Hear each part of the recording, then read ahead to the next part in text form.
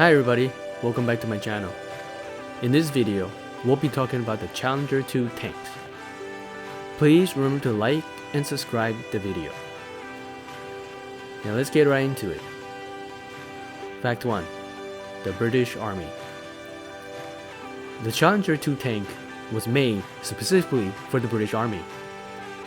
As you probably know, the British Army has hundreds of years of battle experience. This particular army has seen so many different battlefields from around the world, and so they should know a thing or two about what is effective in a battlefield that requires tanks to win the situation. As you may probably know as well, the British was the first ones to invent a tank to be used in World War I. And so you can bet they started way earlier than everybody to learn what is effective and what are the equipment necessary to be effective on the battlefield and win against the infantry or the ground forces of the other enemy. The Challenger 2 tank is the British Army's latest advancements in tank technology. Fact 2. Limited export. As compared to other types of tanks, the Challenger 2 tank was really only exported to Oman. It is very interesting that out of all the nations in the world, only Oman and the British Army uses the Challenger 2 tanks. Now there is some news as of today, at the time of this recording, that the British will supply Challenger 2 tanks to the Ukraine to fight against Russia. But that is just a promise so far, and at this time, the only two operators in the world, the only two military operators, are the Oman Army and the British Army.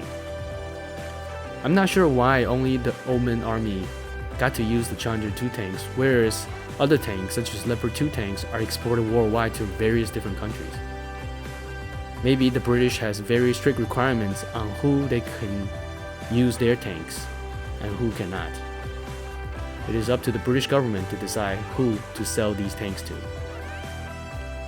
Now let's get into the next fact, the transition to smoothbore gun. When the Challenger 2 tank was created, it actually used a rifled gun. It was still 120 millimeters, but it was rifled.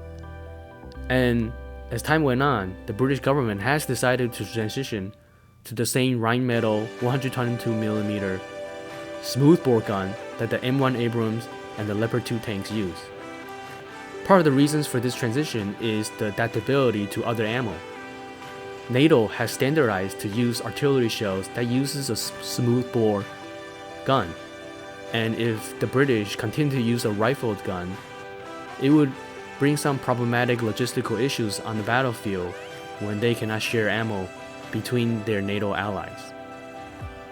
Another reason is that the Rheinmetall 120mm smoothbore gun has been proven very successful, and it makes sense that the British Army wants to adopt things that are successful and effective. And so they have a program to update all their Challenger 2 tanks to use a smoothbore gun rather than the old rifled ones.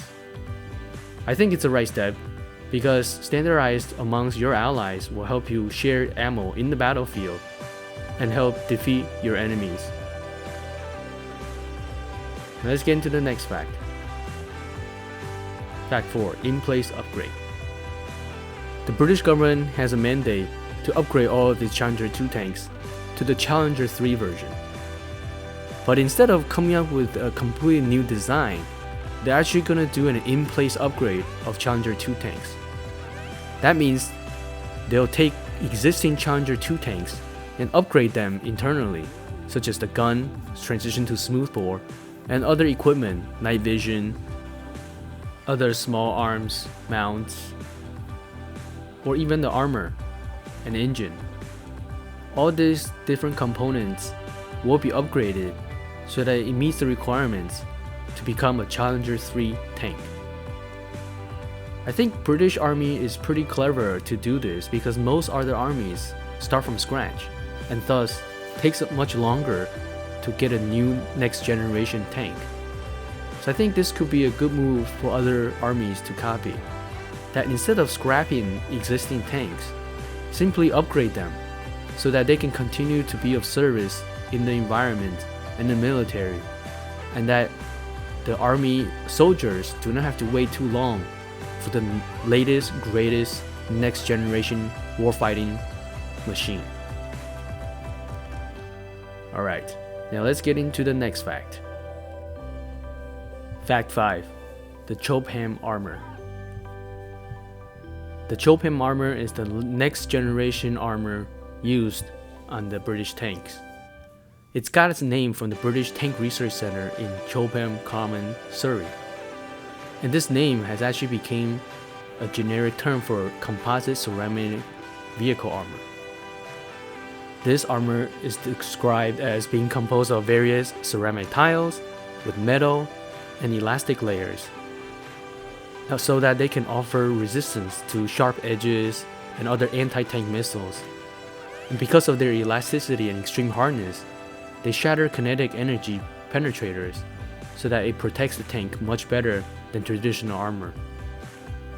This particular type of new armor is being used worldwide, not just on the Challenger 2, but on the Challenger 1 and on Abrams, and possibly other tanks, such as the K1 tank in South Korea. This is really the next generation tank armor that again the British Army created and researched through years of experience as they have in the battlefield. It is very important to take learnings from the battlefield and continuously improve your warfighting machines so that the enemy won't get ahead of you and you're always one step ahead. Well, I hope you enjoyed this video. Thank you so much for watching. Please remember to like and subscribe. See you next time.